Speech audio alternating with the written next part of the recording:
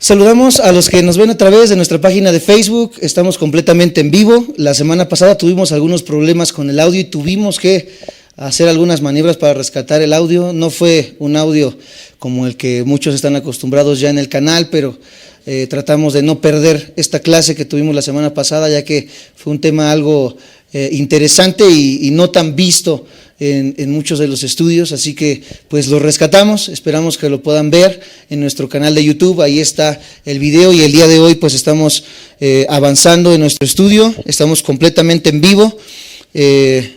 Les saludamos a los que están aquí presentes también con nosotros y vamos a comenzar a darle lectura a Romanos capítulo 2 versículo 16, que es el tema a tratar el día de hoy. Les recordamos que estamos tomando una serie verso por verso en los capítulos de Romanos, en esta serie que titulamos La esencia del Evangelio. Ya avanzamos el capítulo 1, vamos a ver el versículo 16 del capítulo 2. Y una vez terminando el versículo 16, que es esta clase, la siguiente semana comenzaremos con el segundo bloque del capítulo 2, en el cual vamos a ver desde el versículo 17 hasta el término de este capítulo 2, que es el versículo 29. Así que la próxima semana comenzamos con este segundo bloque, donde estaremos viendo del versículo 17 al 29. Hoy terminamos este primer bloque del capítulo 2 de Romanos. Así que vamos a darle lectura. Romanos 2, versículo 16, dice de esta manera: en el día en que Dios juzgará por Jesucristo los secretos de los hombres conforme a mi evangelio. La semana pasada, para sentar la base y recordar qué es lo que vimos, analizamos un poco acerca de cómo van a ser juzgadas aquellas personas que no tuvieron la Biblia, que no conocieron la ley, sino que estuvieron, ¿verdad?, alejados de esta ley porque no se les entregó o porque quizás vivieron en lugares muy apartados. Lo vimos en Hechos, en el ejemplo de cuando Pablo llegó a la isla de Malta, cómo estos nativos, en su corazón estaba la idea de que una persona que era homicida tenía que morir también, se le tenía que quitar la vida, la pena de muerte. Ellos, sin conocer la ley, sin haber tenido un acercamiento al Antiguo Testamento, a la Torá, en sus conciencias, en sus corazones, demostraban lo que acabamos de leer versículos antes, donde habla que el que no tuvo la ley será juzgado por la ley de su conciencia que ha sido escrita en su corazón. Tanto el que no tiene ley como el que tiene ley será juzgado, porque ambos tienen cierta luz de las cosas que Dios puso en nuestros corazones o en la ley. Ahora el versículo 16 nos dice otra cosa muy interesante. Una vez más vamos a darle lectura. Dice: en el día en que Dios juzgará por Jesucristo los secretos de los hombres conforme a mi evangelio. Comenzamos viendo en este versículo 16 que nuevamente el apóstol Pablo trae a relucir el día del juicio final o el día del gran trono blanco que analizamos en el capítulo 1. Él es reiterativo a que toda persona va a estar delante del juicio de Dios y va a estar delante de este juicio para ser enjuiciado, y ahora nos da luz de lo que pasará en ese momento. Dice que en ese momento los secretos de los hombres serán revelados. Es algo que a la mayoría debería de enchinarle la piel, y más a ellos o a aquellos que les gusta guardar secretos, aquellos que pecaron secretamente, aquellos que enmascararon una vida, aquellos que enmascararon a cierta persona y daban a conocer otra persona, a estas personas que la psiquiatría les llama bipolares, que en un lado da una cara y en otro lado da otra cara. Dice que en ese momento y en aquel juicio esos secretos serán revelados. Pero vamos un poco más despacio para comprender este versículo 16, que nos encierra también una gran enseñanza. Primeramente, repetimos entonces, habla acerca del juicio final, en el cual Dios va a juzgar. Eso ya nos quedó más que claro. ¿Cómo va a juzgar? Va a juzgar conforme a su evangelio. El motivo es una base válida para el juicio de Dios, y vas a titular en esta hora el tema como motivos, que es una de las bases de juicio que Dios tiene para con nosotros.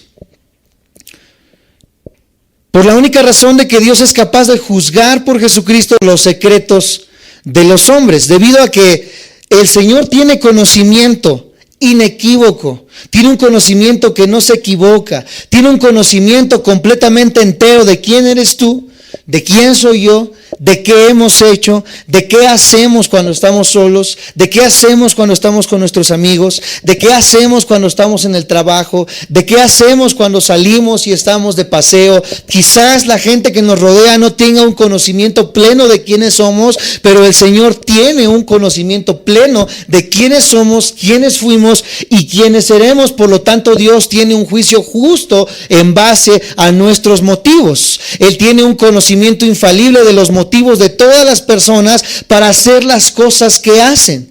¿Qué te motiva a hacer lo que haces? Es una pregunta que podemos hacernos. ¿Por qué estás haciendo lo que estás haciendo? ¿Por qué hiciste lo que hiciste? Esos motivos Dios los conoce a la perfección desde el pasado, el presente y el futuro. Por lo tanto, Él puede juzgar de una manera inequívoca también si esas obras son verdaderamente buenas o son verdaderamente malas, si vienen de la carne o si vienen del Espíritu. Estos pasajes de Romanos 1 y 2 han encerrado un tema muy controversial, igual la serie que hemos abordado en Corintios los días domingos, porque muchas de las veces en la iglesia se nos enseñó un evangelio sumamente tajante y hemos entendido en estos pasajes, amados santos de Dios, que Dios es un Dios de juicio.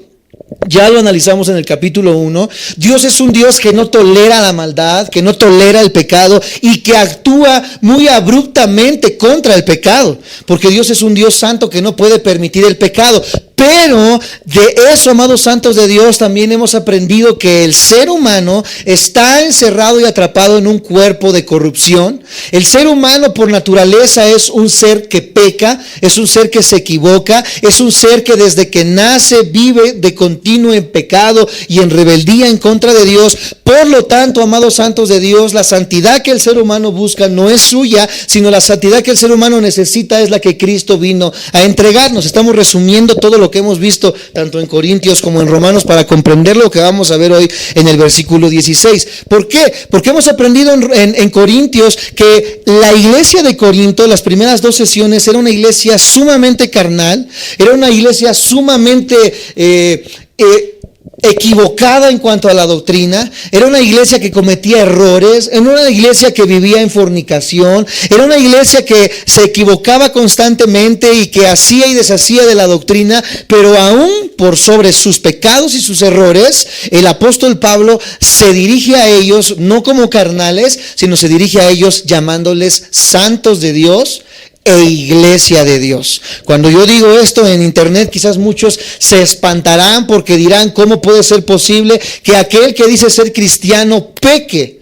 ¿Cómo puede ser posible que aquel que dice ser cristiano se comporte de una manera equivocada? Pero la Biblia nos da mucha luz en cuanto a que el cristiano se sigue equivocando y el cristiano no va a poder dejar de pecar sino hasta que trascendamos, amados santos de Dios, a la eternidad, donde seremos perfeccionados, amados hermanos. Mientras estemos aquí, el cristiano se sigue equivocando.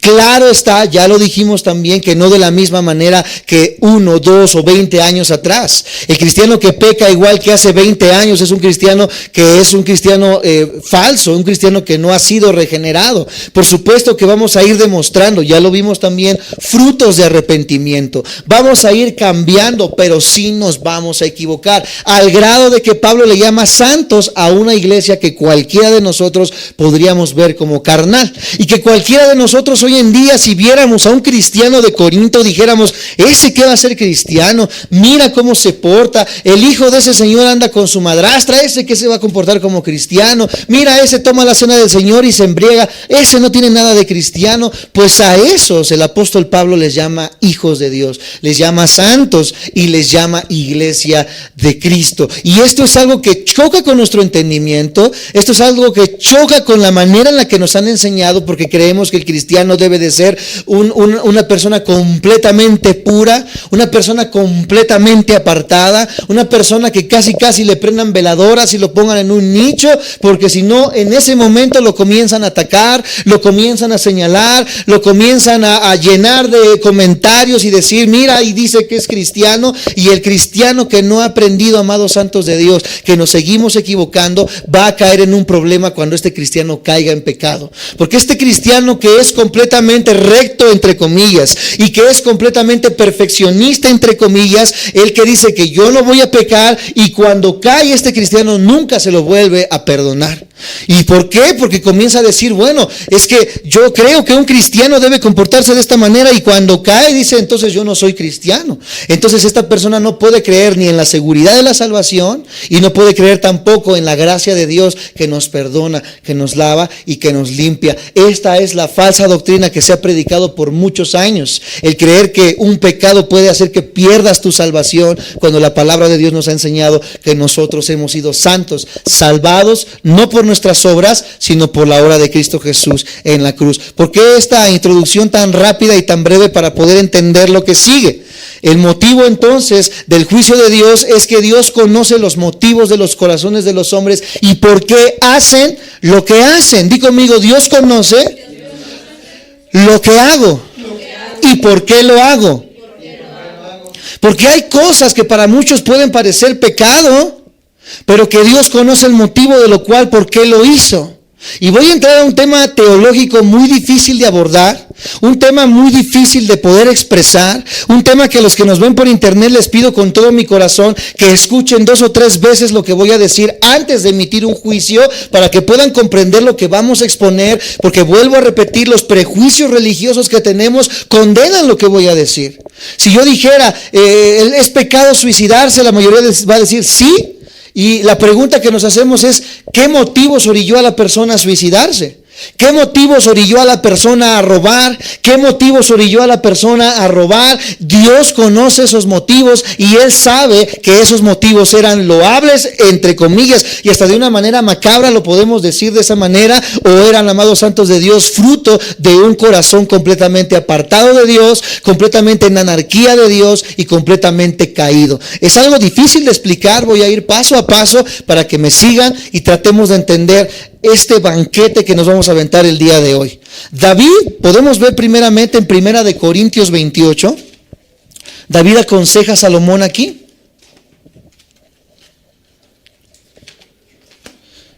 Primera de Crónicas, ¿dije Crónicas o Corintios? Crónicas, perdónenme, se parece mucho. Primera de Crónicas 28, ¿qué va a hacer David en Corintios? Primera de Crónicas 28, 9.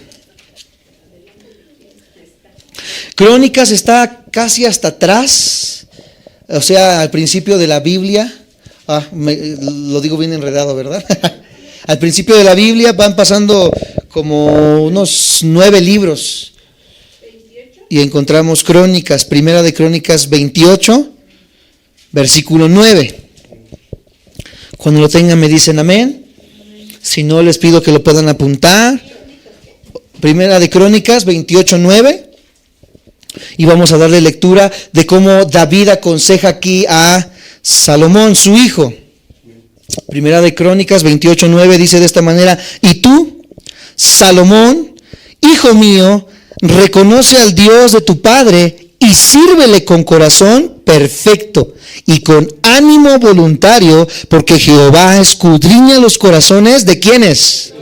Y entiende todo intento de los pensamientos. Si tú le buscares, lo hallarás, mas si lo dejares, él te desechará para siempre. Vamos a subrayar ahí en sus Biblias que Él escudriña los corazones y que entiende todo intento de pensamientos. Aquí no hay nada que se le escape a Dios. Aquí el rey David nos deja entender y saber la verdad de la que Dios está hablando. Esos motivos que hay en la vida del ser humano cuando cae o cuando hace algo, Él los conoce a la perfección. Incluso los intentos de pensamiento. El pensamiento es una imagen que ya hiciste en tu mente. Es una imagen que ya formulaste en tu mente. ¿Me siguen? Me dicen amén. Es algo que tú ya tienes ahí y que ya estás viendo en tu imaginación, en tu pensamiento. Pero no solamente Dios conoce tu pensamiento, sino todo intento de pensamiento. Lo que todavía no se ha convertido siquiera en pensamiento. Si ya de entrada el pensamiento es algo que todavía no se ha hecho realidad, Y es algo que ya Jesús condenaba y decía, no importa que no te hayas acostado con la mujer, con el simple hecho de que la hayas codiciado en tu mente y en tu corazón, ya pecaste delante de Dios. Ahora no solamente se queda con el pensamiento, sino que Dios conoce todo intento, Él conoce el futuro, Él conoce lo que puedes pensar. ¿Me siguen? Me dicen amén.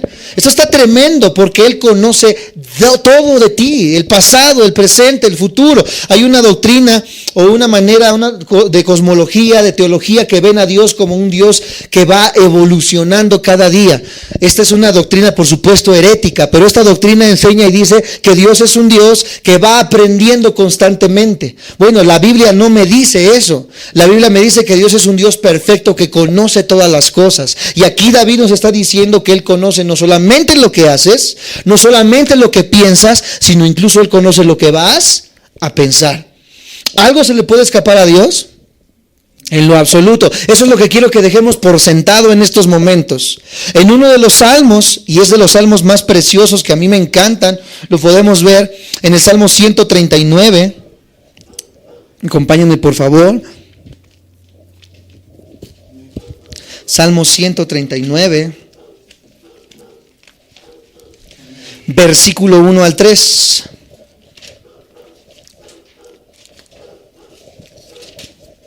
Salmo 139, versículo 1 al 3. Dice de esta manera, vamos a darle lectura. Oh Jehová, di conmigo, tú me has examinado y conocido. Tú has conocido mi sentarme y mi levantarme. Has entendido desde lejos mis pensamientos. Has escudriñado mi andar y mi reposo, y todos mis caminos te son conocidos. Todos mis caminos te son conocidos. Quizás seas una persona completamente desconocida cuando viajas de un lugar a otro y dices, vamos a hacer una nueva vida, vamos a dejar todo atrás y comenzar desde cero de nuevo, en otro estado, en otro país, comencemos desde cero. Dios dice, tú comenzarás desde cero a donde te vayas, pero yo conozco de dónde vienes y por qué huiste. Dios conoce nuestros caminos y no solamente los conoce. Aquí hay algo que me llama la atención y que quiero que subrayen. En el versículo 2 dice, has entendido. No solamente conoce, sino que entiende, que es el punto que estamos analizando en el versículo 16. Él comprende los motivos de lo que hacemos. Él entiende los motivos por los cuales nos impulsan y nos llevan a cometer las cosas que cometemos. Me siguen, me dicen amén. No solamente conoce. Esto es algo que de verdad que ahorita me emociona mucho. Él no solamente conoce y nos ve y decimos, Dios nos ve a través de la losa. Él entiende nuestros corazones. Él entiende las razones. Él entiende los motivos de lo cual hacemos lo que hacemos. A través de Jeremías vemos otro ejemplo del conocimiento de Dios en Jeremías 17. Jeremías 17. Ahí adelante está Proverbios, Isaías, Jeremías 17. Déjame encontrar el versículo porque no lo apunté bien.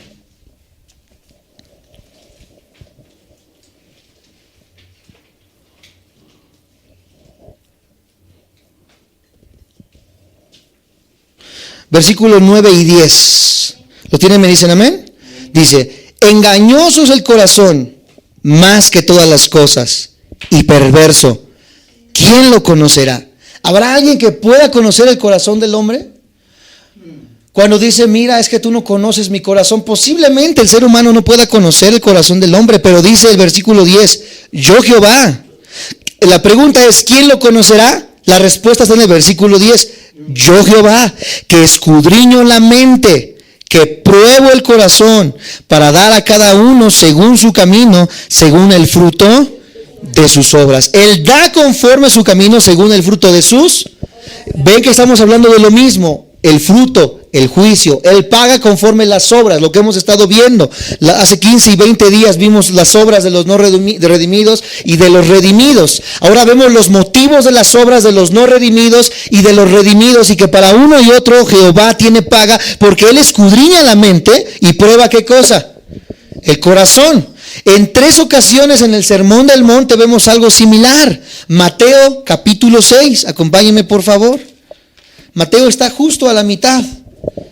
Es el comienzo de los evangelios. Mateo capítulo 6. Y vamos a ver 3 versículos.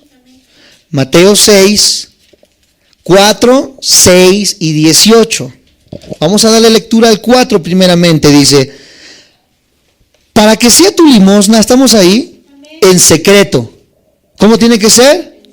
Y tu Padre que ve en lo secreto. Di conmigo, tu Padre que ve en lo secreto.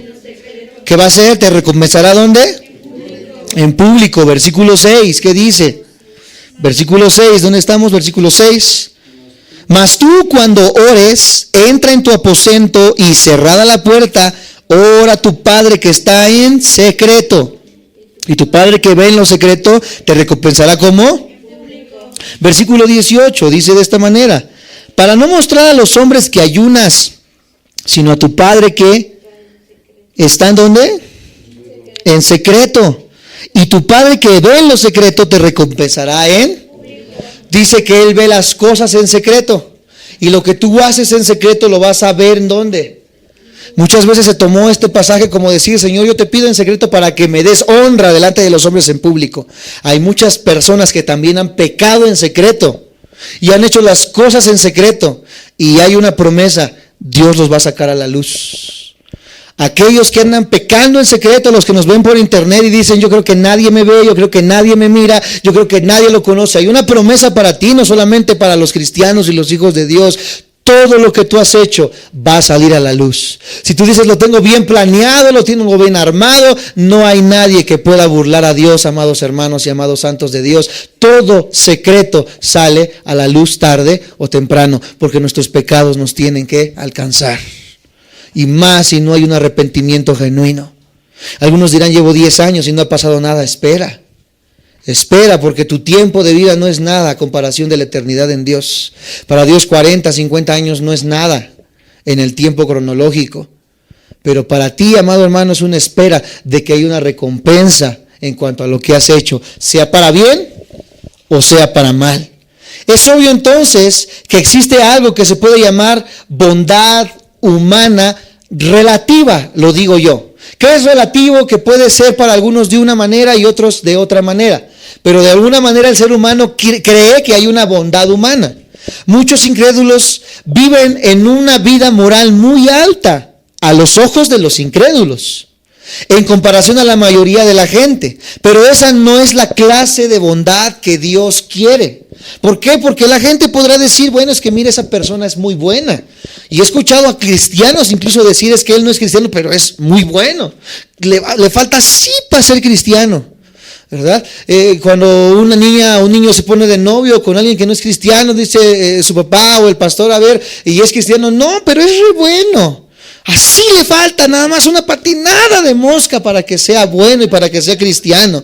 Amados santos de Dios, la gente tendrá su nivel o su forma de ver quién es bueno en el mundo, pero la Biblia nos dice verdaderamente cuáles son los estándares que Dios está buscando en cuanto a nuestra moralidad. Porque allá afuera ser bueno podría ser donar 10,000 pesos al Teletón, pero para algunos puede decir, es malo, porque esa gente gana 1,000,000, debería de dar por lo menos 300,000 pesos. Entonces, el hecho de que tú des 10,000 o 300,000, para algunos podrán decir, eso es bueno, y para otros podrán decir, qué tacaño. ¿Sí me entienden? Entonces, para la gente allá afuera, el ser bueno es relativo. El ser bueno no es una ley, no es una marca distintiva, sino que cada uno tiene una apreciación diferente de qué es ser bueno y qué es ser moral. Alguno dirá, bueno, yo no soy tan malo como otros, yo no mato, pero sí hago otras cosas. ¿Sí me siguen? Yo nunca he asesinado a nadie, pero sí, dice la Biblia, ¿verdad? Herimos y matamos con nuestra lengua a las personas.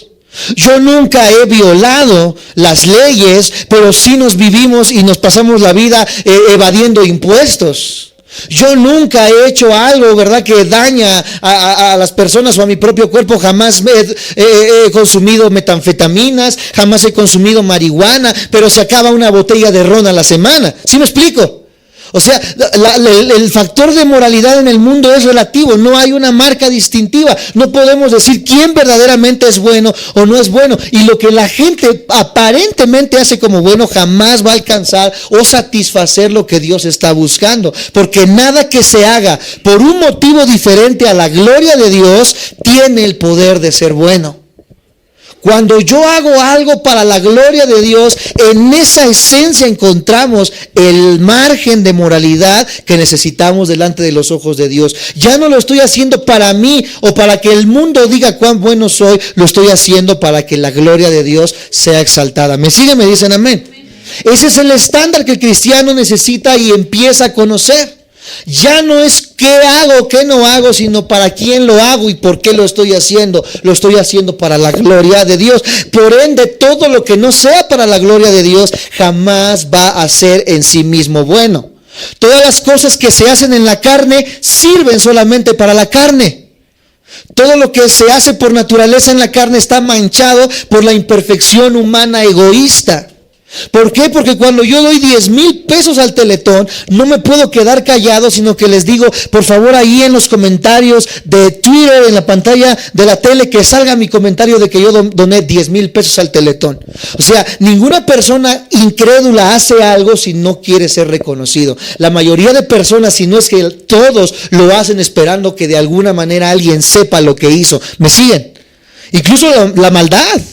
Las personas que han asesinado, se ha corroborado en cuanto a la criminalística, que la mayoría de criminales o de asesinos seriales dejan rastros o migajas para que en algún momento dado sepan quién fue el asesino, porque no se pueden quedar con la idea de que un asesinato perfecto se quede sin un culpable. Ellos en el fondo de su corazón quieren que los descubran para que digan, mira cómo lo hizo. ¿Sí me siguen? Ese es el ser humano y esa es la naturaleza del ser humano. Siempre queremos ser vistos, siempre queremos ser reconocidos, siempre queremos que la gente diga, es que sí es bueno, es que sí se porta bien, es que sí hace las cosas correctamente. Y lo hacemos para eso, para que las demás personas digan cuán buenos somos, pero en eso convertimos nuestra bondad en egoísmo y en egocentrismo. ¿Me siguen? ¿Me dicen amén? No son cosas que puedan hacerse por el único motivo correcto de agradar a Dios y de glorificar a Dios, sino que glorificamos nuestro propio ego y glorificamos nuestras propias decisiones, nuestras propias ideas y lo que nosotros somos. Bien sea que se haga para impresionar a otros por la bondad propia, para reaccionar a la presión del grupo, para aliviar sentimientos de culpa o simplemente para sentirse mejor de uno mismo, cualquier cosa que no se haga para Dios y por medio de su poder es pecaminosa en sí mismo y por lo tanto no es aceptable para Dios, sin importar cuán buena, cuán sacrificada pueda ser a los ojos del mundo. Vamos más adelante. Vamos a contar algunos ejemplos de lo que les estoy diciendo. Ya vimos que no hay obras que puedan satisfacer a Dios. Ahora vamos a ir a las obras aparentemente malas que han hecho personas que Dios llamó santos y rectos. Aquellos religiosos que nos ven por internet y que viven juzgando y que viven señalando y que viven diciendo tajantemente, esto está mal, esto te hace que caigas en pecado, esto demuestra que no eres cristiano, etcétera, etcétera. Veamos algunos ejemplos, dos específicamente, aunque la Biblia está repleta de ejemplos de lo que les estoy diciendo en cuanto a estas doctrinas, de que hay razones que Dios ve y motivos que Dios ve aún en las acciones malas, en un justo y en un santo. Ya entendimos que un justo y un santo no va a dejar de pecar, ya lo comprendimos. Pero ¿qué razones llevan a pecar al justo o al impío? ¿Qué es lo que hace, que motiva el corazón del justo o el impío? ¿Y por qué Dios nos sigue llamando santos como llamó a la iglesia de Corinto? ¿Me siguen? Me dicen amén. Espero no enredarlos, pero es un tema bien profundo. Primeramente vemos a David. ¿Cuántos conocen la historia de David? Cuando David se metió con una mujer que no era su mujer. Cuando estaba en la azotea de su palacio y él mandó a todos a la guerra, mandó a todos a pelear, y cuando estaba enfrente de una azotea dice que vio una mujer que se estaba bañando y que estaba completamente desnuda, esta mujer llamada Betsabé. Dice que esta mujer le gustó, le fue agraciada a sus ojos, que no solamente se quedó con el hecho de haberla visto, posiblemente antes de que la haya pedido, él se fue a su cama y tuvo que pasar con pensamientos en su mente. Porque déjame decirte algo, amados santos de Dios, ser tentado no es pecado. ¿Me siguen? ¿Escucharon lo que acabo de decir? Ser tentado no es pecado. ¿Cómo lo sabemos? Jesús es el mayor ejemplo. ¿Dónde fue tentado él? Y él no conoció pecado. Entonces, ser tentado no es pecado. David quizás estuvo en su mente y dijo, esa chica me gusta, y fue tentado a llamarla, y él tuvo la disyuntiva de decir, ¿lo hago o no lo hago? Ya de entrada Jehová conocía los pensamientos y las motivaciones del rey David. Si me siguen, si lo vamos entendiendo. Pero el rey David no solamente se quedó con eso en su mente, sino que comenzó a formar una idea en su mente. A esto la Biblia le llama iniquidad. No solamente el pecado, sino la iniquidad es el siguiente paso en la maldad del hombre. La iniquidad es cuando ya esa idea se formó en tu mente y comienzas a idear el plan para pecar. ¿Me siguen? Ya no solamente dices, qué guapa estaba la Betsabé, qué pelazo tenía, híjole, si vio el pelo, ¿no? Yo creo que fue lo último que vio David. Ya no solamente dijo eso, sino que dijo, mira, ¿cómo le haré para estar con ella? Comenzó a maquinar en su mente, comenzó a tener iniquidad. Híjole, ¿cómo le hacemos? Pues voy a mandar a su esposo, porque su esposo era Urías, era uno de los principales ahí con el rey David. Dijo, lo voy a mandar hasta adelante, donde están las flechas, las espadas, donde la batalla está más caliente, para que lo asesinen. Y así, si yo ando con la Betsabé, no me va a venir a reclamar el esposo. Entonces él comenzó a idear un plan. ¿Para qué? Para pecar. Eso Dios le llama iniquidad, amados santos de Dios. Que ya formulaste el plan, ahora comienza el trayecto hacia el pecar. Dice que él manda a Urías, allá se hace una revuelta y él dice, tráigame a la Betsabé. Y de la Betsabé vino, amados santos de Dios, este hijo llamado Salomón. De esta infidelidad vino una de las personas más sabias que ha visto toda la humanidad.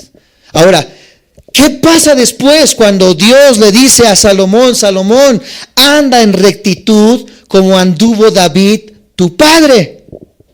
Cuando yo leí esto dije, o Dios se equivocó de Biblia, o Dios se equivocó de David, o yo no leí bien, porque yo me acuerdo de un asesino, me acuerdo de un fornicario, me acuerdo de un inicuo y me acuerdo de un adúltero que tuvo relaciones con una mujer que no era su mujer, autor intelectual de un asesinato, que cualquiera de los cristianos de hoy en día dijeran, no por una cosita, es un asesino y es un adúltero. Cualquiera de los religiosos de hoy en día pudiera decir, que va a ser cristiano, no sé por qué Dios lo tiene de rey, no sé por qué está haciendo lo que está haciendo, deberían de quitarlo y que los hermanos voten para que yo sea el que esté predicando ahí adelante, porque yo sí soy santo, porque yo sí me pongo corbata los domingos, porque yo sí oro y hablo en lenguas, rabasía, saja, ¿verdad? Personas que creen, amados santos de Dios, que su apariencia va a quitar el conocimiento de Dios intrínseco en nuestros corazones. Él sabe los motivos de por qué haces lo que haces.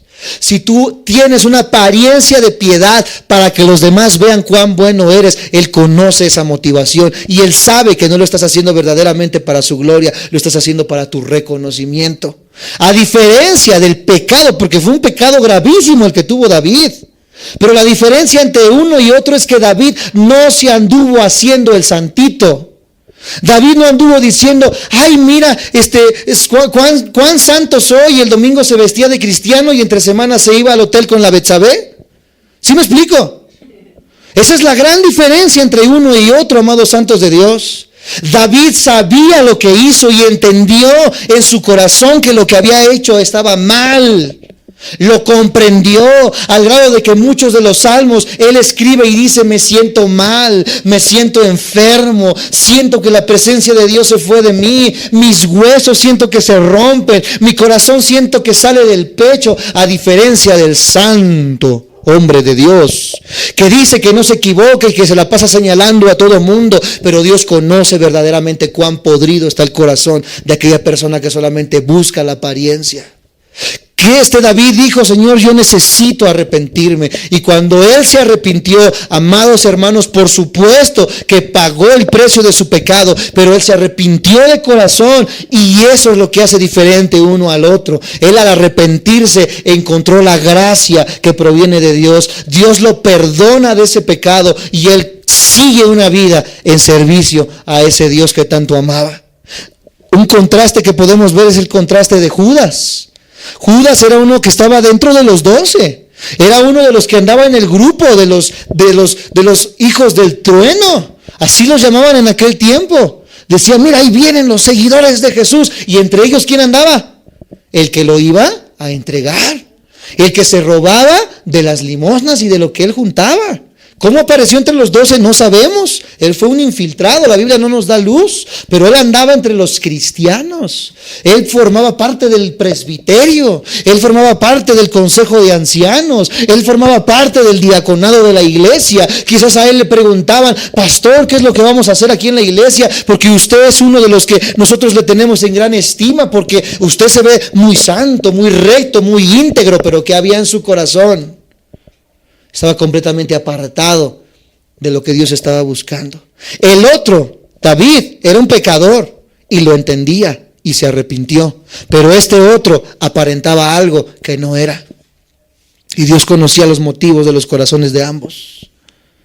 Y cuando este señor Judas entregó a Jesús, comenzó a sentir un remordimiento muy grande y dijo: yo no puedo recibir su dinero, y aventó las monedas, y saliendo corriendo, en vez de ir hacia el madero correcto, en vez de ir a los pies de la cruz, arrodillarse y decirle a Jesús: Jesús, perdóname por lo que hice, me arrepiento por haberte entregado. ¿Tú crees que si lo hubiera hecho Jesús hubiera dicho: no, en el pastel, hay para la otra?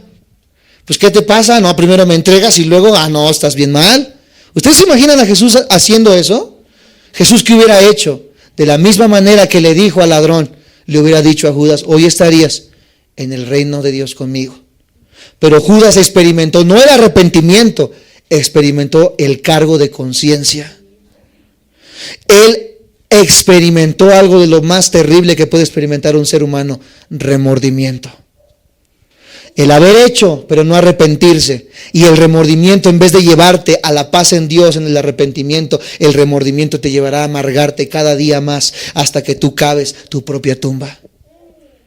Judas corrió hacia un lugar y en vez de arrepentirse, se amarró una soga en el cuello y se aventó.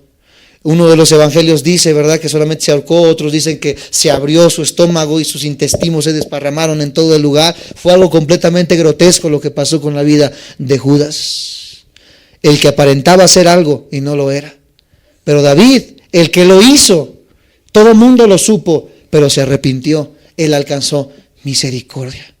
Los que nos ven por internet, amados hermanos, aquellos que juzgan, aquellos que dicen, ya vimos en los primeros pasajes del 2 capítulo, en aquello que tú juzgas, te juzgas a ti mismo. Hablas de ti mismo. Atacas lo que tú haces.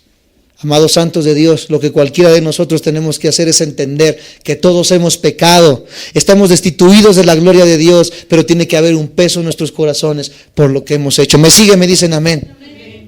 Los deseos de corazón que motivaban a estos dos hombres eran como libros abiertos delante de Dios. Y sus hechos y culpa respectiva van a ser juzgados por lo que fueron realmente, no por las apariencias que hayan tenido ante la vista de los hombres. Eso que hizo David, amados santos de Dios, será juzgado.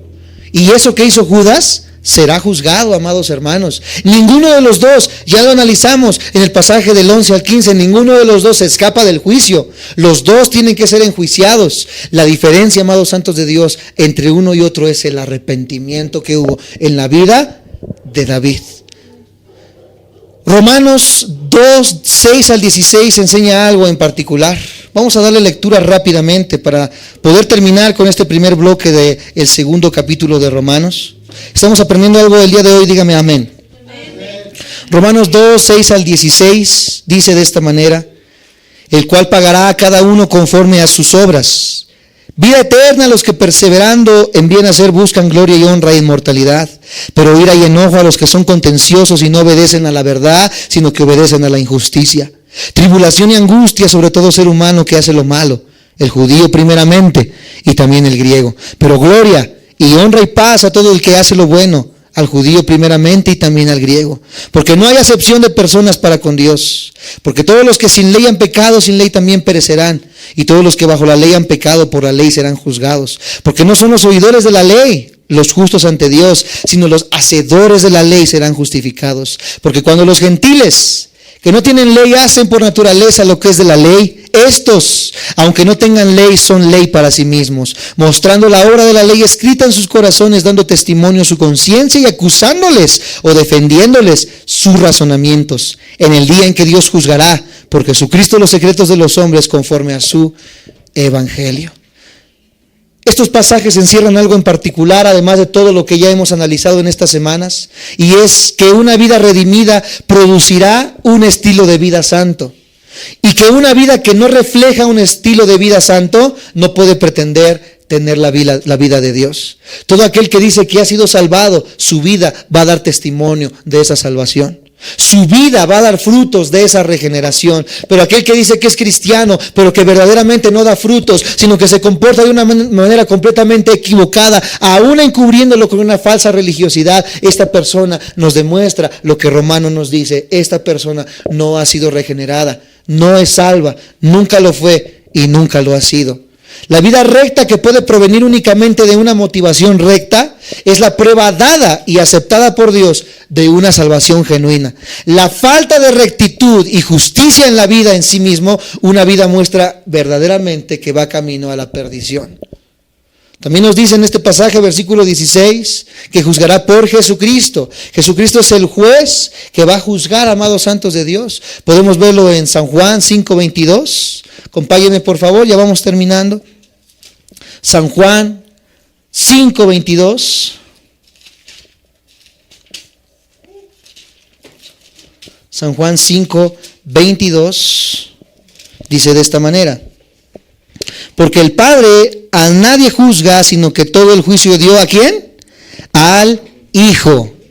El Padre le dio todo el juicio al Hijo. Versículo 27 dice de esta manera: y también le dio autoridad de hacer juicio por cuanto es el Hijo del Hombre. ¿Y quién es el juez? Jesucristo. Él es el que nos va a juzgar.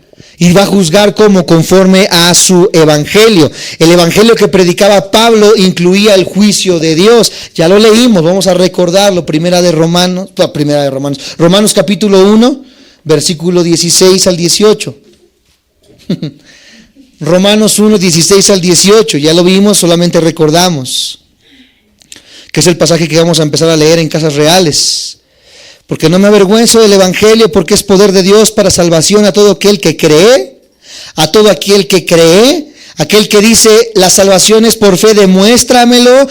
Romanos 1:16, porque es poder de Dios para salvación a todo aquel que cree, al judío primeramente y también al griego, porque en el evangelio la justicia de Dios se revela por fe y para fe, como está escrito: mas el justo por la fe vivirá. Porque la ira de Dios es un Dios de ira también, se revela desde el cielo contra toda impiedad e injusticia de los hombres que detienen con injusticia la verdad. El evangelio entonces incluye la justicia de Dios, claro está.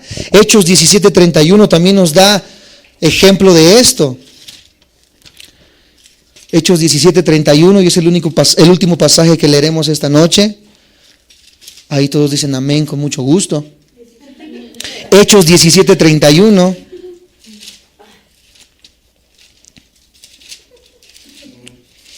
Hechos 17:31 dice de esta manera: por cuanto ha establecido un día en el cual juzgará, di conmigo, juzgará al mundo con justicia por aquel varón a quien designó. ¿Quién es ese varón a quien designó? Ya leímos que es Jesucristo, dando fe a todos con haberle levantado de los muertos. Va a juzgar a través de Cristo conforme a su evangelio. El evangelio no es presentado correctamente si no se dice sobre el juicio de Dios. Si yo solamente predico lo bueno de Dios, pero no predico que va a haber un juicio, va a ser un evangelio mutilado. A la gente tengo que decirle: sí, Dios puede restaurar tu matrimonio, pero Dios también quiere que te arrepientas, porque si no te arrepientes, juicio va a caer sobre de tu vida. Amados hermanos, hoy tenemos que ponernos sobre nuestros pies. Hoy tenemos que recapacitar seriamente lo que hacemos, por qué lo hacemos, porque si Dios conoce nuestros motivos, nosotros tenemos que tener bien en claro qué estamos haciendo, amados santos de Dios. Si verdaderamente vivimos una vida de arrepentimiento continuo y de justicia, o somos meramente religiosos. Si somos meramente religiosos, viviremos una vida religiosa, señalando, condenando, pero yéndonos hacia la misma condenación, porque seremos juzgados con la misma vara con la que juzgamos. Pero si hoy entendemos que todos hemos pecado y que Dios tiene gracia para con nosotros, si nos arrepentimos, 1 Corintios 2 nos dice que ciertamente Él es fiel y justo para perdonarnos y limpiarnos de toda maldad. No importa qué es lo que hayas hecho, tú que nos ves por internet. No importa qué es lo que hayas cometido en esta hora. No importa que en tu iglesia te hayan condenado y te hayan sacado y te hayan dicho que no había oportunidad para tu vida. En esta hora la palabra de Dios te dice que Dios aún puede hacer algo en tu vida. Si tú has hecho y tú dices Dios no puede perdonarme, la Biblia es muy clara y te dice que sí hay perdón, sí hay arrepentimiento. Si vives hoy encerrado en las cuatro paredes diciendo que te arrepientes, pero sinceramente no lo haces y vives solamente un mero remordimiento, te puedo decir que lo único que te espera es un fin. Y un fin muy triste. Pero la Biblia nos dice y la palabra de Dios nos dice que si tú te arrepientes en esta hora y doblas tus rodillas, no importa cuál sea tu pasado, cuál sea tu pecado, la palabra de Dios es muy clara y nos dice que Él te amó y que Él murió en esa cruz para que en esta hora, ahí donde estás, puedas doblar tus rodillas y puedas levantar una oración y decirle: Señor, me arrepiento por lo que he hecho. Y en ese momento, cuando lo hagas de corazón, experimentarás la paz que jamás has sentido en tu vida. Experimentarás la saciedad en tu alma y en tu espíritu y verás verdaderamente con claridad, porque ahora comenzarás una vida nueva. A los que estamos aquí presentes, de igual manera les pido que nos pongamos sobre nuestros pies y le demos gracias a nuestro Dios por lo bueno que Él es con nosotros.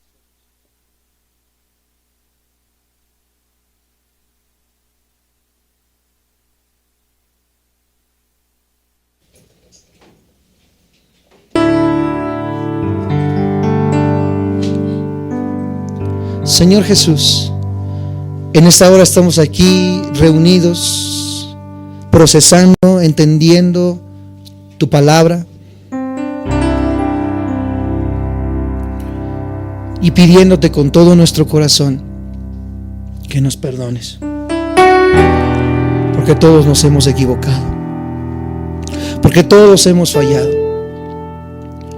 Tu palabra es muy clara en esta noche en cuanto a que nadie que esté escondiendo su pecado, nadie se quedará impune. Todo será revelado, todo saldrá a la luz. Que todos pagarán lo que han hecho.